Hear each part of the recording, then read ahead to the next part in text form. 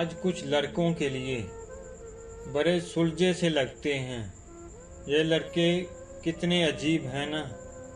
हजारों ख्वाहिशों को मारकर भी जिंदा से लगते हैं। रूठे तो ये खुद से होते हैं, उल्टा ये अपनों को मनाने लगते हैं।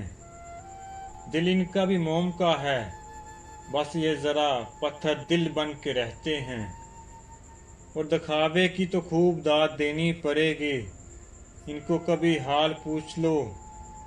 हाँ मैं ठीक हूँ, मैं मज़े में हूँ कहकर बात टाल देते हैं। यकीन मानो इनका जिस्म लोहे सा होता है, बदन चाहे बुखार से तप रहा हो, फिक्र फिर इन्हें अपनी नहीं होती। निकल पड़ते हैं कमाने अपने हिस्से का राम, जो इन्हें कभी वापस मिलता ही नहीं। और एक आखिरी बात, एक जिस्म कई किरदार निभाते हैं, कभी भाई कभी बाप कभी हम सफ़र कहलाते हैं।